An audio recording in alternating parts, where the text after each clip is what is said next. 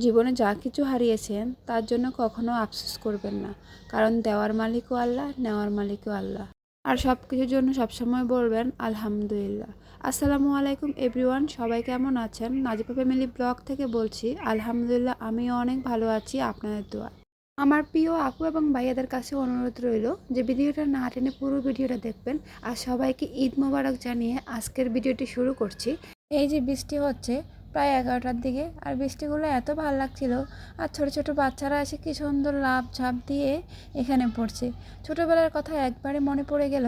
আর আজকে আমি সকালে উঠে ভাবছিলাম যে সব কাজ শেষ করে মাছ বাজারটা গুছিয়ে নিব। শ্বশুরে মাছ নিয়ে আসছিল। আর এখান দিয়ে হচ্ছে মাছের ভিডিওটা অনেক বড়ই ছিল, বাট দেখানোর কারণ হয় নাই। আমি যেহেতু মাছটা কেটেছিলাম একদম ছিল, তার জন্য কোনোভাবে ভিডিওটা কেটে দিয়েছিলাম, কারণ এটা দেখালে আমার পেজে বা চ্যানেলেও সমস্যা হতে পারে। একজন ভাইয়া বলেছিল এরকম কিছু, তো যেহেতু সচেতন থাকা ভালো, তার জন্য কিন্তু ভিডিওটা কেটে একেবারে ছোট করে ফেলেছি। যাই হোক, তারপরও আমার কেন জানি ভয় ভয় লাগতেছিল। তো ঈদের 5 দিন পরে ভাবছি যে মাছ বাছারটা গুছিয়ে এরপরে বাইরে যাব, বাইরে গিয়ে কিছু খাওয়া দাওয়া করব। আর একদম বাচ্চারা খুবই অসুস্থ। আমার বাচ্চারা 27 রমজানের পর থেকে এখন পর্যন্ত পুরোপুরিভাবে সুস্থ হতে পারে নাই। তারপরও আপনাদের দোয়া এবং ভালোবাসায় আল্লাহর রহমতে আগে থেকে একটু সুস্থ হয়েছে। এবারে ঈদটা আমার কাছে যে এত কষ্টদায়ক ছিল যা বোঝানোর মতো না। কারণ বাচ্চাদের খুশি কিন্তু তার বাবা মায়ের খুশি, কিন্তু আমার বাচ্চাদের খুশি এক বিন্দু ছিল না তাদের মুখে। আমার ছেলেকে এতবার বলছিলাম যে একটু বের হতে পারবে, কিন্তু তার শক্তি কুলায় নাই যে সে বের হবে। সবচেয়ে খারাপ লাগছিল যে এই জিনিসটা, ছোট মানুষ যেহেতু আমার মেয়ে, তার জন্য এতটা খারাপ না, সে ঘরের ভিতরে থাকে।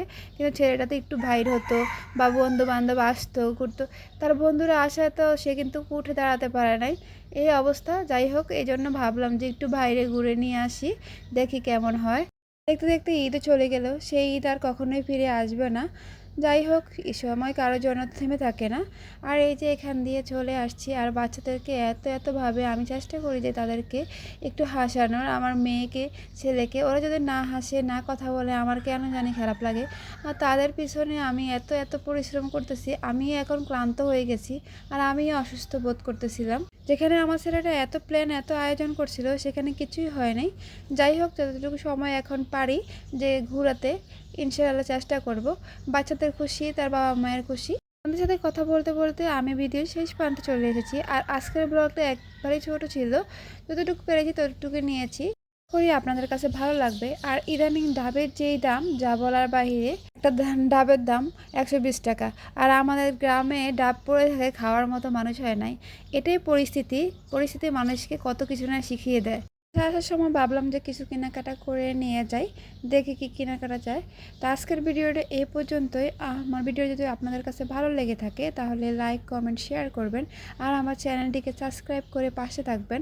আর যারা এখন পর্যন্ত আমার চ্যানেলটিকে সাবস্ক্রাইব করেন নাই, তারা চ্যানেলটিকে সাবস্ক্রাইব করে পাশে থাকবেন। আল্লাহ হাফেজ।